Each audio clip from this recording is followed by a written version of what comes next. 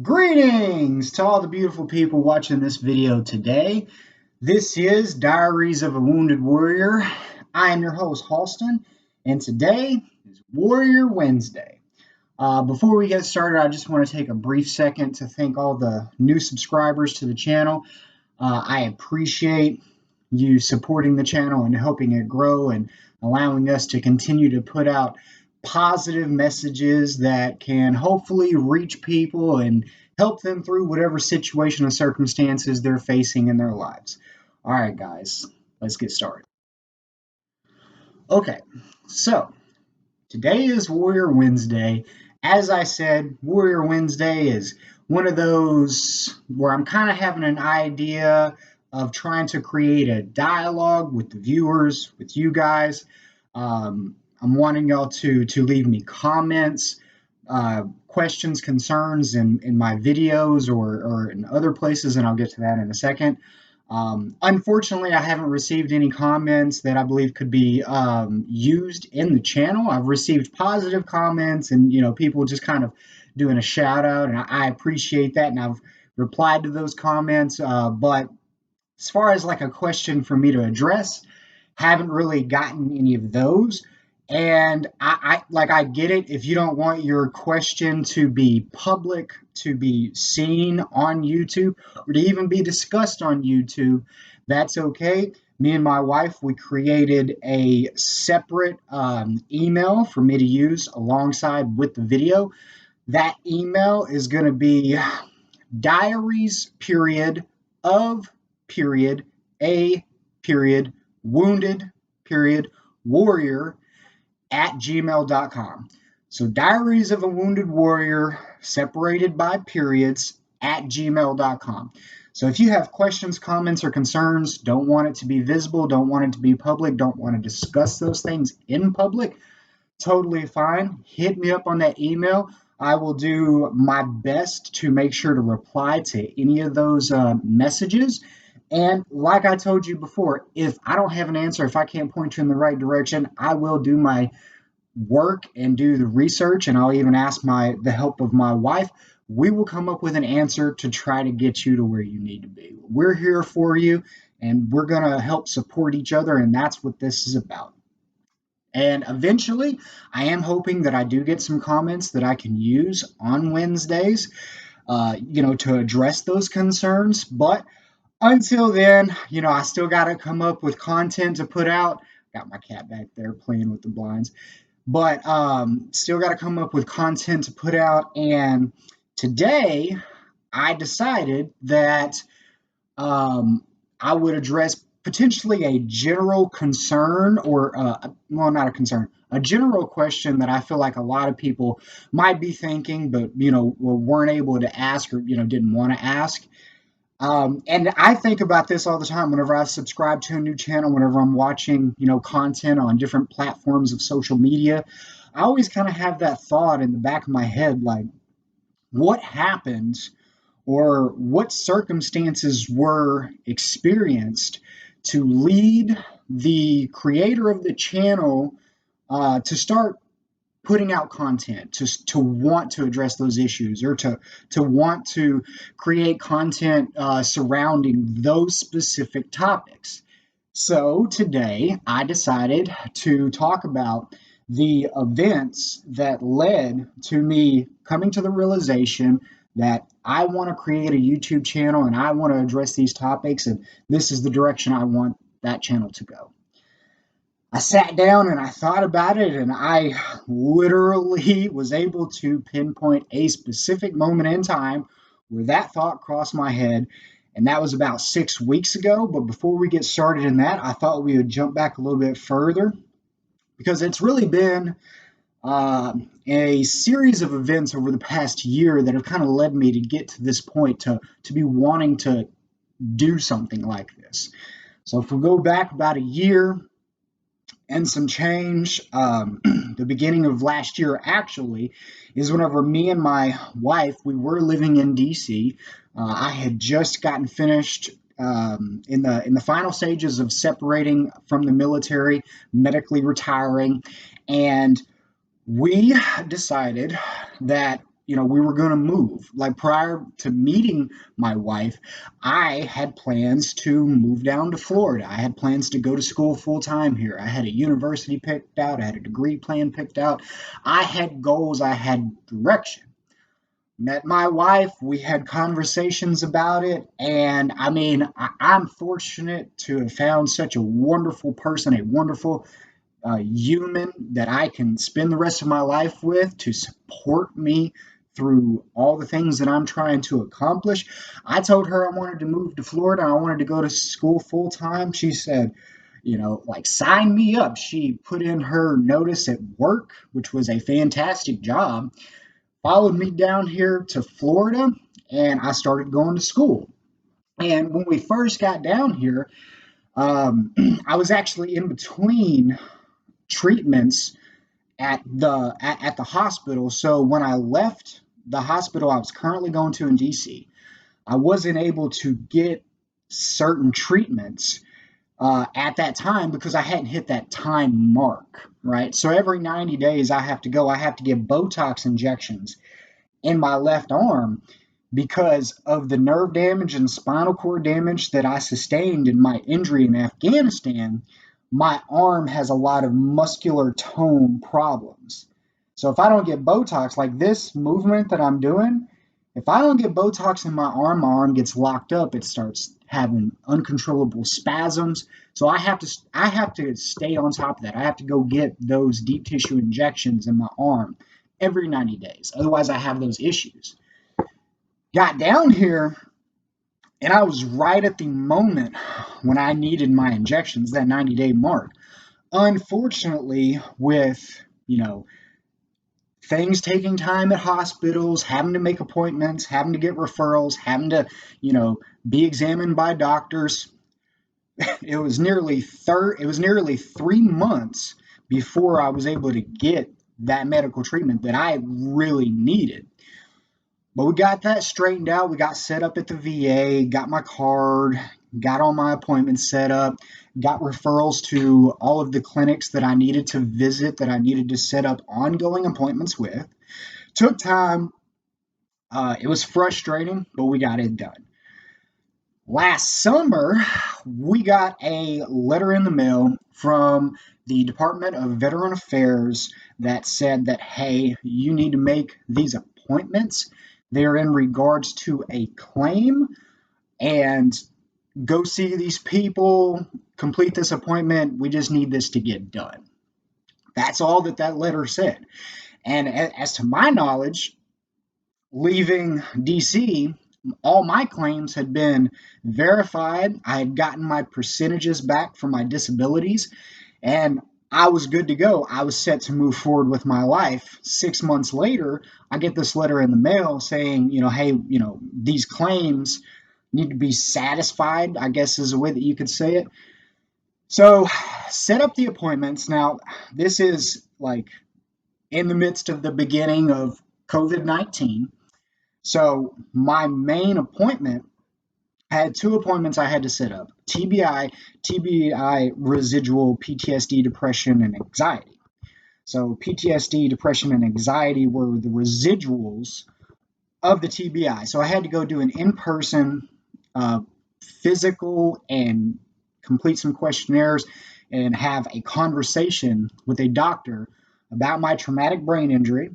Then I had a virtual meeting, like, via Zoom. It was kind of like Zoom platform, about my mild case of PTSD and antisocial problems that I have, as well as my depression and anxiety.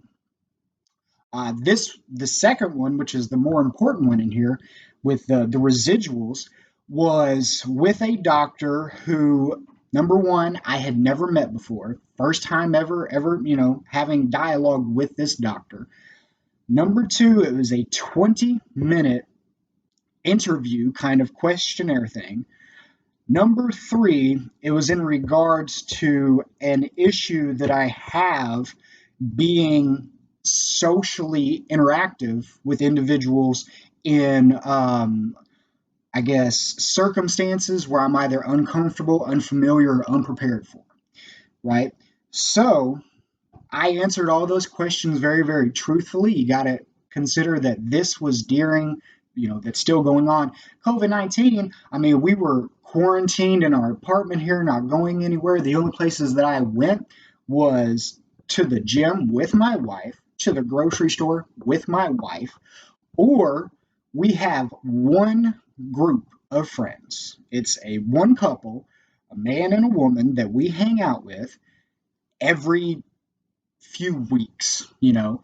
That is the extent of our socializing. We didn't go to restaurants, we didn't go to the mall, we didn't go to the beaches. We're in Florida. We didn't go to the beaches. We still haven't been to the beaches, and we've lived here over a year. We have quarantined ourselves and tried to really practice good social distancing to stay safe.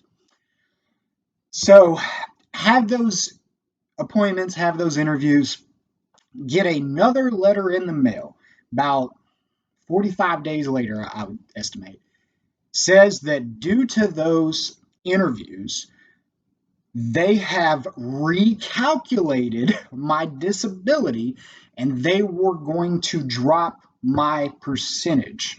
And it was going to drop in a way that it was going to almost cut in half my monthly disability payment. So, a pretty significant difference. We filled out a form, we made phone calls. I told them, that this was kind of, so I told them the circumstances, and I told them that, even though I'm doing well here, I still have issues when I try to socialize. So the way that they reevaluated my situation under circumstances where COVID is preventing me from being in situations where I get uncomfortable or reducing the amount of times that I get in those situations, I felt was unfair, and I felt it was an attempt for the government to save money, So we fought it, we filled out a form, we filed a complaint, and we requested a hearing. Sure enough, they come back and they say, "Oh, we're sorry, we misjudged the situation and the circumstances surrounding your disability, and we're going to go ahead and reinstate your full disability." Right. So they came back and they said, "Oh, we made a mistake. Here you go. We're not going to change anything." And it was kind of one of those situations where, like, how many people are you doing this to just to kind of test their resilience to say, we're going to save money? I mean, if they don't try to fight it, if they don't want to go through all these steps, because anybody watching this who's been through similar circumstances, it's not a simple phone call. You have to, it was weeks of us talking to people, filling out forms. We had to request a hearing. This was a whole emotional roller coaster me and my family went through. And had we not done all of those things, done our due diligence and really advocated for ourselves, they would have just taken that money. And this is money that we are getting to support ourselves for the rest of our lives, disabled, wounded veterans. And a reduction in that is money not just lost this month, not just lost this year, the rest of your life. They were going to take, it was something in the ballpark of like $1,400 from what we were getting every month for the rest of our lives. That's a lot of money. Accumulated, it's a lot. But we tackled it. We stayed positive. We prayed about it. We came together. And like I said, I'm fortunate enough to have that partner who is supportive and, really there for me to lean on in times like that. And we got through it. We got that letter in the mail. This took probably 4 months before we heard back. And they said that, we're giving up on trying to reduce your rating. We're going to reinstate you. You're good to go. So, boom, back on cloud nine, doing good, positive again. I promise you guys, I am not exaggerating when I say that same week,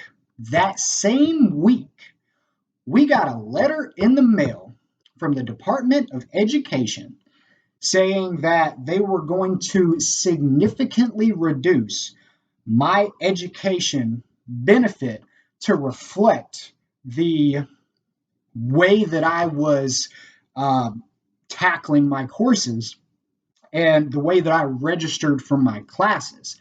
So, backing up to the fall semester 2020, last year, we had to make a switch from in person classes to virtual classes. And I registered for in person classes, but they were turned into virtual classes because of social distancing, right? So we couldn't go in person, we couldn't do the whole thing. It was an unsafe environment. So that happened. Okay, I got my full education benefit, and for where we live, that's about $2,000 a month. So a good chunk of money. However, this semester I went in and person courses were not made available for my degree plan that lined up with a realistic schedule. So I had to take virtual online courses that were actual virtual online courses. However, those same courses a year prior with those instructors were in person classes. The entire curriculum had made changes to, I guess, offset the issues of COVID-19 so that they could still provide that same level of education via virtual classrooms. Okay, signed up for those courses, start getting the education benefit. And I noticed a little difference in the pay. And I thought, oh, well, usually they're pretty good about, coming back and paying, the full amount the second month. The first month, sometimes it's broken up a little bit. That second month is when you start to get the full chunk at one time. So I didn't think anything of it. Got a letter in the mail. It said, because I was virtual and wasn't taking in person classes, I was not entitled to the location that I lived, cost of living, housing allowance that is associated with that location. Because I'm virtual, the way that they pay people who take all virtual classes is the average cost of living throughout the country. They take the average and they pay that to people taking virtual classes. Literally, it was going to drop from $2,000 to about $830. That is a huge difference, guys. That is money that we don't depend on to survive, but that's money that we anticipate having while I'm in school. So we put that into our financial budget, whether it's saving or investing. That in the back of our heads is how we approach those months. We say, well, we'll have this, so we'll put it here. We'll have this, so we'll use it to buy this or invest in this. And so we get that letter in the mail, and I'm like, oh my God, what is going on? So we came together again. We prayed on it. We stayed positive. I contacted my veteran affairs advocate and talked to him, spoke to him. I contacted the main office of the education benefit, help office. Contacted them, spoke to them, found out what I needed to do, and basically what I had to do was I had to convince the college to contact the Department of Education Benefits to let them know that I was unable to take the classes that I was required to take to progress in my degree due to changes in the curriculum because of COVID-19. They had to admit that. And thankfully, they did. They admitted it. They reinstated my benefits. No harm done. But that was another emotional roller coaster that me and my family went through. And so I sat down and I started thinking about it. And that feeling of not being able to for certain guarantee my family that I could provide financial support, not being able to guarantee that really struck me pretty hard. And I think it's something that a lot of individuals don't think about when they think about disabled or medically retired veterans. You know, people who depend on those disability payments, who depend on education benefits, who depend on Social Security to provide them a ability to actually have like a life. To those financial incomes will provide my ability to have a decent life. And after going through those events and constantly questioning my ability to not satisfy future financial concerns for certain was overwhelming, guys. You know, I don't work a job. You know, at a job, you work the week, you get paid. Like, you get paid for what you work. My circumstances, next week, I might not get paid. Next month, changes might happen. They might reevaluate my situation and say, we don't think you're as disabled as, we originally thought. They might reevaluate my situation and say, we're reducing your education benefits because of your circumstances or the classes you chose. I have no control over my income. And coming to that realization and going back to all of the emotional roller coaster situations that me and my family have went through in the past year, the year before that, while we were still at the VA in DC, I had this moment in the living room. My wife was almost asleep. I was having a glass of whiskey. I was sitting there having a moment to myself to recollect myself. I was in a very, very emotional state.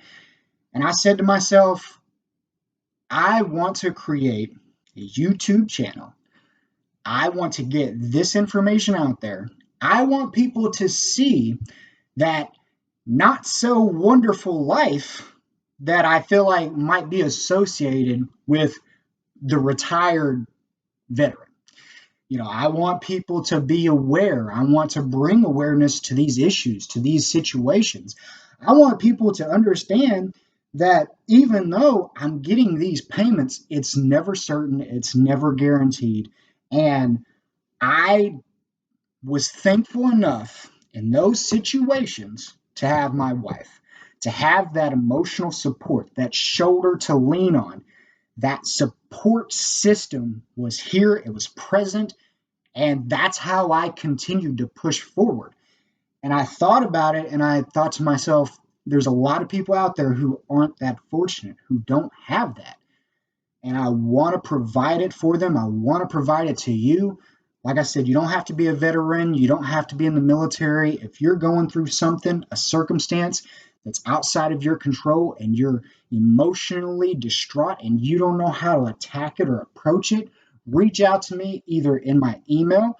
That's Diaries of a Wounded Warrior, diaries period of period a period wounded period warrior at gmail.com. We'll talk about it, we'll discuss it, and we'll come up with a game plan. Well, guys, thanks for watching this video. I know it's been a lengthy one. If you've made it this far and you enjoyed this content, hit that like, smash that subscribe button, hit that notification bell to make sure that you get to enjoy content that comes out in the future. So this Friday, we're calling it Freedom Friday.